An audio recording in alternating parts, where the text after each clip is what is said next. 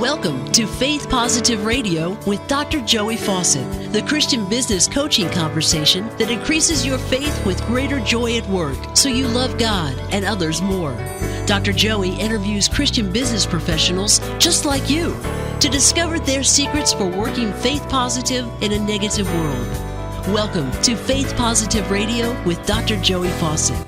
Hey, Faith Positive Nation, Dr. Joey Fawcett here on Faith Positive Radio. And in this episode, we're going to talk about something that you are immensely intimate with right now. Change. Anybody had their faith challenged a little bit lately, say over the last 60 days or so? We're recording this at the end of May. Last 60 days or so, has change been a part of you? Yes, and so it's been almost like a Charles Dickens novel, The Best of Times, The Worst of Times, right?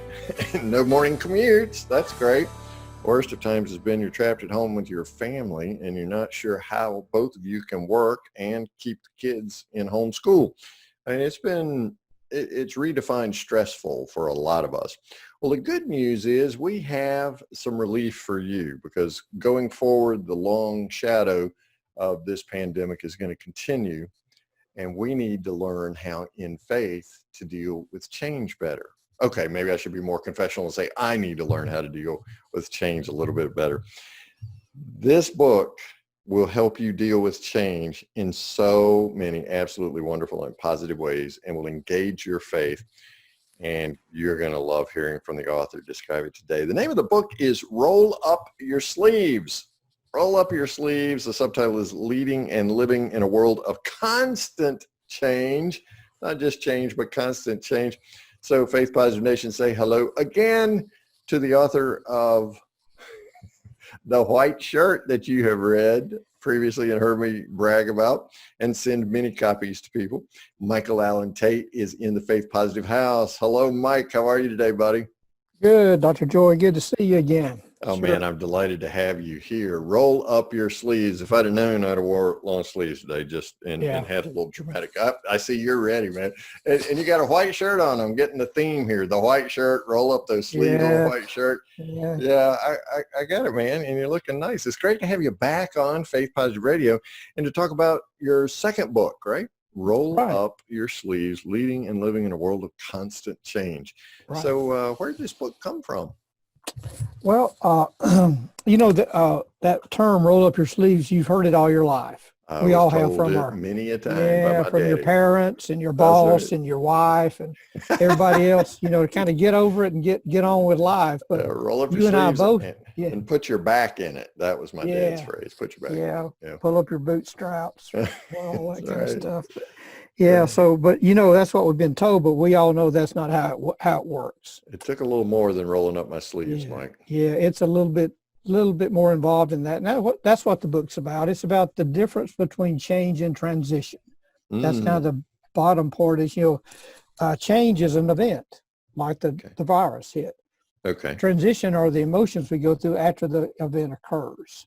That's my definition, and actually one of my teachers and mentors in this area was William Bridges, who wrote Transitions. And so it's really a summary of kind of his concepts and book in a simple little 100-page book. Oh, wow. We actually use Bridges' work in our Work Positive Coach Training, our ICF approved program. Bridges sort of wrote the textbook on transition. So delighted to know you as your mentor. So give me the change is the event itself and transition is our emotional response to it. Yeah, there's three phases of emotion we all go through. But first, after the change occurs, there has to be an ending. That is something happened and then we kind of held on to it and we're in shock that this change happened. So there needs to be a definite event like a funeral. The funeral is the ending when someone died so that we can say now the past is the past. Now we can move forward. Gotcha. So every event we have in our lives, I've worked with organizations before that did a downsizing. I was with one up in Canada and they couldn't get over it. We went up there and literally pulled out some old binders and books from the past and put them in the back 40 back there and burned them. Everybody stood around. We said, that's the ending. And so now we're over that. Let's talk about the emotions we go through, which is the first one's resisting. We get we start blaming people, we get angry, we get sad, we get sick. Mm. And then we go to the second phase, which is acceptance, and the third phase is committing, and you kind of know when you're there, when you become thankful again and kind of move forward. But it's just helping people understand that we all have a unique way we move through transitions, and just to appreciate that, and to let leaders know that they don't only need a change plan, they need a transition management plan as part of any kind of initiative, because about 60 to 70% of all initiatives and organizations fail. 60%? 60% of change initiatives, big change initiatives, never happen the way they do because, we've sat in a room with the guys planning the big change. We get it done, so we're going to make an announcement. Mm-hmm. We've been talking about it for 2 months. They just heard about it. Right. We think it's the best thing since sliced bread. They aren't hungry for it. Right. And so when they hear it, they go through shock. What was that? Don't even listen to anything. They go, what are those crazy guys doing? Blame. And so you need to just walk people through that, and announce it, and then say, let's talk about how we came about that. Tell me what you thought about it. Kind of process people. Even now, as people are coming back to work, every company's restructured whether they let anybody go or not. I mean, it's a new shape of the workplace. Right. And so when people come back in, we talk about, so when they come back in, just sit down before you really get things going and say, how did we do? What could we have done different? Tell me about how that went with you and your family and your people. What do you expect? You kind of get them through talking through that, and then start asking questions about what do you think's next, and kind of guiding people to get through that. And you're a pastor, so you certainly know about that sort of thing. Yeah, I played one for a few years. Yeah, me too. We both got kind of shut out. Called out. That's what I say. I was called out. Yeah. Let's talk about that resistance phase, that first phase, for just a minute there. Right. And one of the unique things I've noticed during this pandemic is we don't all go through these phases at the same time.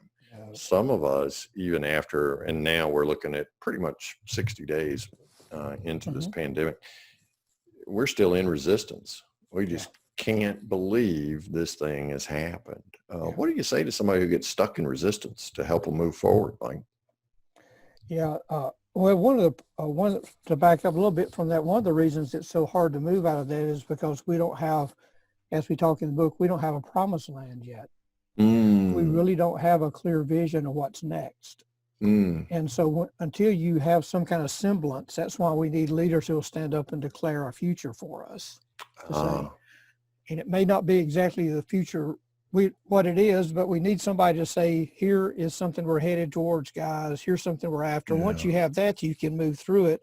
But I would tell somebody, I would tell you, my reaction. I did what we call the Tarzan swing. That is, this thing happened, and I said, I choose not to participate. I don't think this is a big deal. I'm just going to go on and do my life. And so I just kind of went on. And I tell you, last Monday, I got depressed. We all go through this stuff, whether you do it in order. You never do it in order. Right. And for this last week, I couldn't get anything done. Wow. And I was working on other things I'm working on. And so it was, and part of this is we don't have a new, kind of a, as a leader, you have to have a vision. What's next.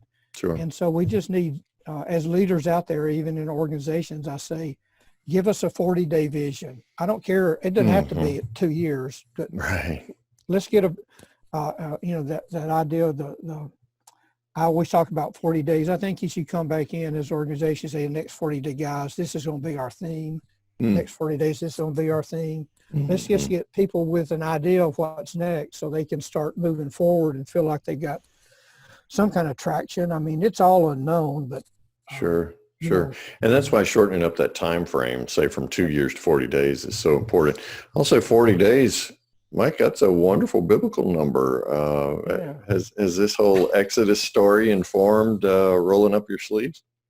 Well, the Exodus story is the storyline for the learning from for roll up your sleeves. I mean, it is the story about the, Egypt and, and then the king said, well, Moses said, let my people go. He said, no way, I'm going to hold on to you, just like our Indians hold on to us. It's the same, sure. Absolutely. The 40 is an important number. And as, actually, it is, 40 is I think it's in Latin is quarantine, is a word for quarantine, the 40.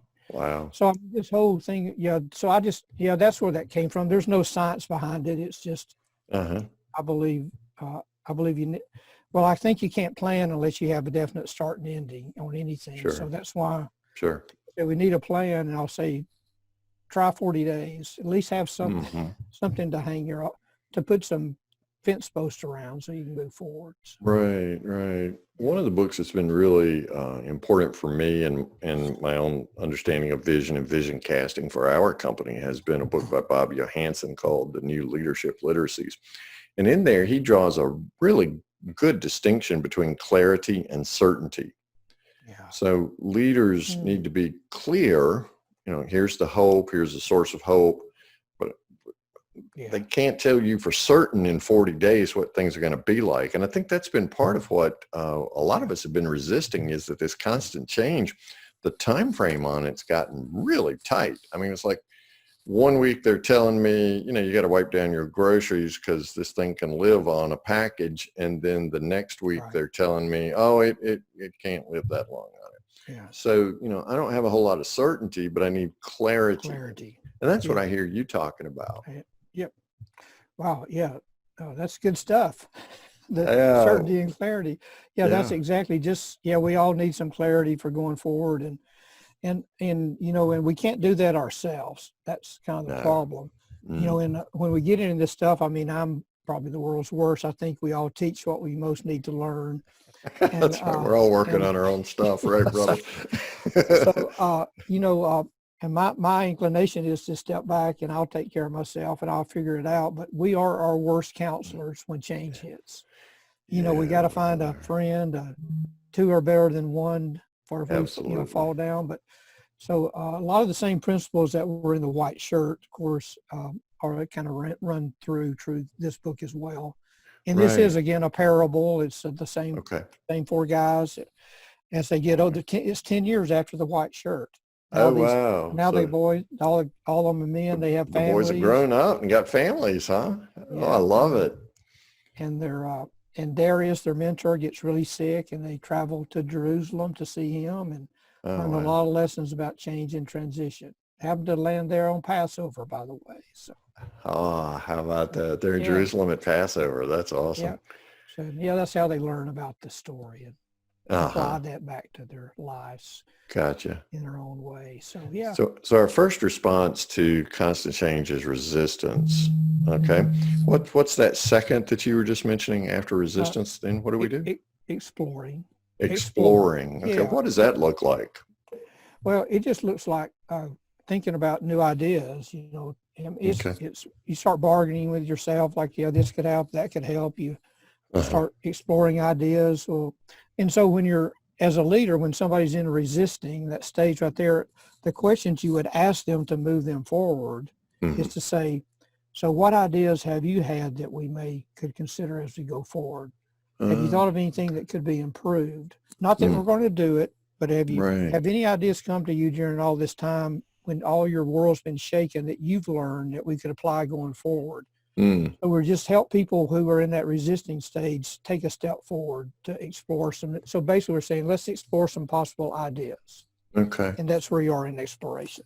So we include them, we seek to collaborate with them, and that helps them move beyond the resistance into exploration, right? So they become a part of that clarity process then through exploration. Right. What are some of the roadblocks that you see in people, and particularly leaders, since this book is all about leading and living, particularly in leaders, about moving out of resistance and into exploration? Well, one of the things that's so important during change is role clarity. Okay. And so that's one of the things I see, that because during this time, everybody's role changed. Yeah. Have we taken, I have this little process I use with role clarity where it's kind of like in manufacturing, you have input, you do something with it, and you have output. Input, here's what we do, here's the output. Sure. So I have people write down in my current role, this is the input I need to get my job done. This is what I do with it. This is my output. Right. And we take those and put them around, let everybody fill them out. We put them up on the wall, and everybody walks around and fills out everybody's their role sheet, and they get clarity. It's a real great exercise of doing that. But the main thing, no matter what, is role clarity is the key to transition. So that's the part I think that leaders can help with too, is just to say, let's talk about what your role is going forward and give people clarity on that. And then talk about this process. In my book, I do the artwork in my books, and I have this wave of emotions that's drawn there, and it has all these labels on it. We just, years ago, I worked with people who lost their jobs. I think I told you. Right. Yeah. Career transitions. Right. And I would sit with them, and I'd pull this same thing I drew up here, these emotions out, and I'd say, where are you today? Where were you last week? Yeah. And help people see that what I'm feeling is okay. That's just that's what's going to happen. And so we show them that process so they can see kind of where we're headed. And some of the tools are in the book are all in there. So. Oh, sweet. There's been a lot of role confusion during this pandemic, Mike. So much stuff up for grabs. How do I, as a Christian business professional, keep my faith in tow and explore, right, with the Holy Spirit's guidance, and stay away from, avoid role confusion and achieve role clarity? Yeah. Well, I think it all comes back to knowing what your purpose is and what your mission is, and every organization, people come back as a leader. I would say when you come back in, start talking about why your organization exists and the values you live by. Remind people of those. Okay. And I think as a Christian leader, that's our first priority, is to say, God won, right? Here's what I believe in. Here are the values I share, because that's the one thing that's constant when change happens, is that center in Christ, that belief we have, those values that are never there. And nobody understands unless they experience that personal relationship. But so it's still, one of the, I have in the book, I have at the end 10 observations my buddies made in the book. And the first, one of those is that purpose is power. Purpose and principles set the pace. It's kind of like when Moses was in the wilderness, they couldn't get anything done. They kept wanting to go back until he went on the mountain and came down with a new set of values for the Jewish people.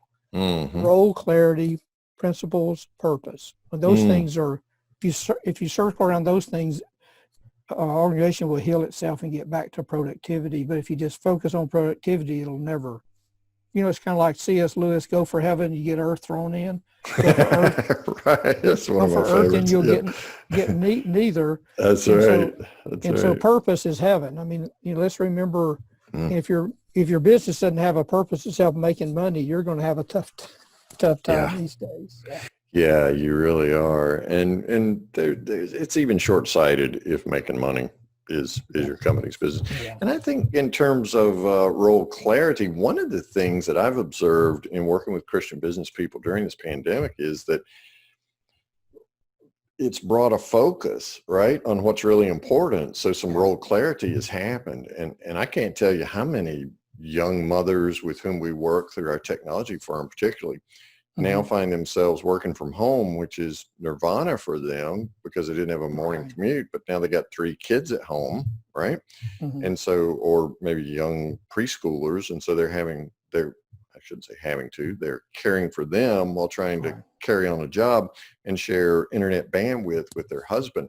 So my great prediction is that professional athletes are going to be paid a lot less, and school teachers are going to be paid a lot more as we come out of this pandemic. Because so we had some role confusion before, but now clarity, right, around what's really important. Our teachers are the goats, right? They're heroes. Yeah, that's exactly right. They're the greatest of all time now.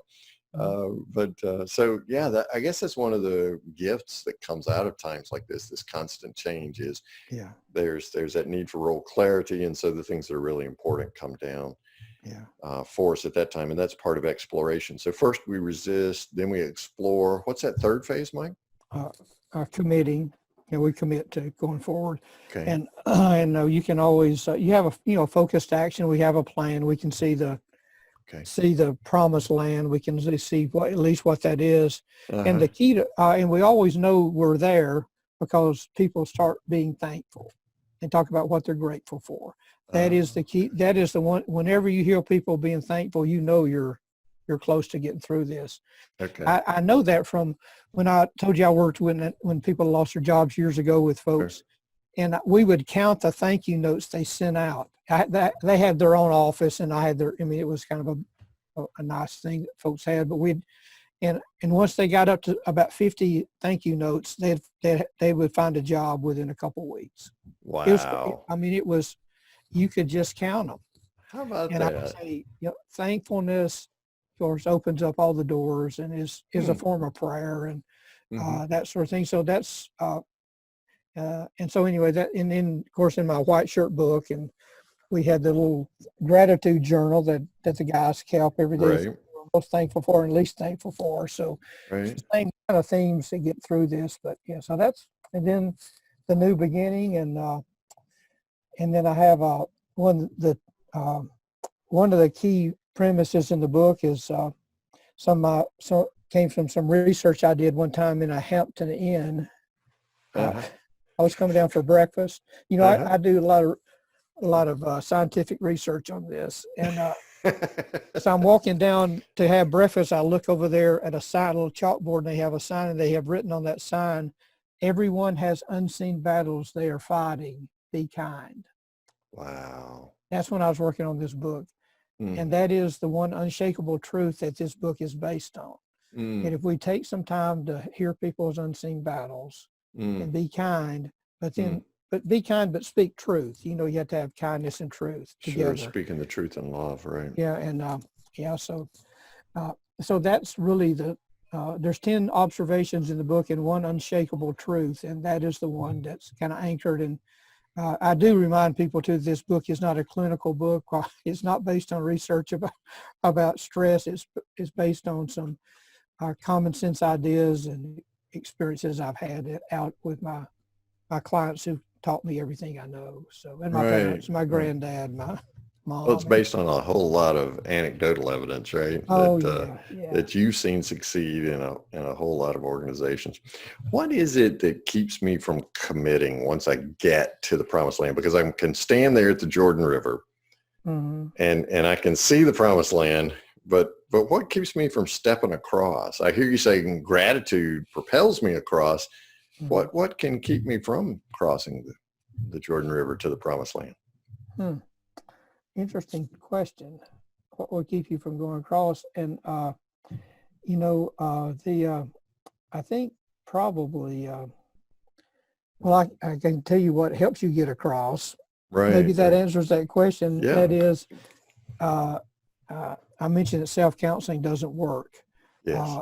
And the best way, one of the principles of the book, one of the best ways to get yourself through a transition is to help someone else get through theirs. Okay. And that would be what my answer to that question is. If you can't get through, turn your attention from yourself to someone else and help them walk through theirs, and you'll find your way there. Oh, sweet. So it's in service to others that I become more grateful, and gratitude then propels me across the Jordan River and into the promised land. And therein lies my commitment. Right. Wow, that's powerful. And we do tend to self-isolate. And everything around us is encouraging us to stay at home and things like that. But socially, spiritually speaking, the Holy Spirit's right there with us. And so our prayer lives can definitely take on more profound richness, as well as just reaching out to people. I mean, we still got Zoom, we've got telephones, we've got things like this. We can text, we can call. There are a whole lot of opportunities for ways for us to invest ourselves socially. And it does seem that Jesus talked a lot about the body of Christ. He didn't talk about the finger of Christ or the nose of Christ. He talked about an entire body, right? So we were made to belong to this body. And so renewing that. So if you find yourself at a place where it's difficult for you to commit and you feel like you're just in a circle going around in this exploration phase, trying to land somewhere, then gratitude along with a traveling companion would work well. Mike, that's great advice. Tell us how we can get our own copy of Roll Up Your Sleeves and find out what happened to the boys from the white shirt 10 years later. Yeah. Well, there is a book website. It's called rollupsleeves.com. It's where the book is. You can get it on Amazon, Barnes & Noble. I'd prefer you go to your local retailer bookstore first and ask them to get it for you. Yeah, a little independent bookseller. Okay, cool. It's available everywhere. It's on Kindle. It'll be on Audible in about 2 weeks as well, if you want to listen to it. All right. We do have a website on Roll Up Sleeves, or go to michaelalantate.com and click on Roll Up Sleeves, and there's a website, and you can take your change management quiz. We have a little quiz there to find out how you personally move through change, and it'll help you understand how you act and some things you can do to help yourself and other people move through any kind of change. So, nice. It takes about 2 minutes, and it's a lot of fun, and it's unscientific, unvalidated, but it's helped a few folks. I know it's helped more than a few folks. You're being very humble, and I appreciate that about you. Also, if you're where you can't write any of that information down, just go to our website at getpositive.today and put in Michael Alan Tate up in the search window, and it'll take you right to this interview. And Chuck has the Amazon cover there of Roll Up Your Sleeves. You can click on that and go over and pick that copy up. And of course, we make nothing from that. We're just setting up stars in heaven, I guess, right? Or in a crown. But I gain a whole lot of great friends like Michael Alan Tate through the years of doing this program, which we're a little over 5 years old now. So so I guess we're in school learning what it is to learn, huh? But Roll Up Your Sleeves is the name of the book. It's a continuation of the white shirt. Mike, last time you were with us, you gave us a favorite Bible verse then. What's a favorite Bible verse of yours that's related to change and this constant change in which we find ourselves now? Yeah. Well, it's in the front of my book. Sweet. But they that wait upon the Lord shall renew their strength. They shall mount up with wings as eagles. They shall run and not be weary. They shall walk and not faint. Isaiah 40:31. And so, that's my quote in the front of the book, just to remind us all of where we get our strength. And thanks. Wow. And we're never alone. We always have him with us to strengthen us, right? Yep. And I love eagles. I don't know about you, but I just love that visual imagery of eagles, especially when I'm at the ocean or someplace like that, or over a large lake or something, and there are eagles flying around, majestic birds. And so I want to soar with them. So you have helped us learn how to soar in the midst of all this constant change as we're leading and living. And Mike, I really appreciate it. Again, the name of the book is Roll Up Your Sleeves. Go get your copy today from Amazon. Mike, thank you so much for the gift of your time and for sharing how we as Christian business people can continue to move forward in spite of our resistance to all this constant change. And we can go explore in faith, and then we can commit knowing that God's gone ahead of us, right? To prepare the way. And so we really appreciate this wisdom from you today. God bless you and your family, buddy. Thank you, Dr. Joy. You too.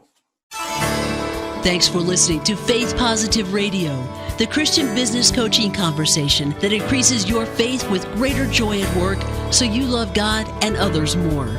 Suggest guests and ask questions when you email Dr. Joey at info@getpositive.today. And be sure to get your free gift of the 5 positive business conversations to have today coaching program at getpositive.today. Until next time, may God bless you with everything your heart can hope for and more than your mind can imagine.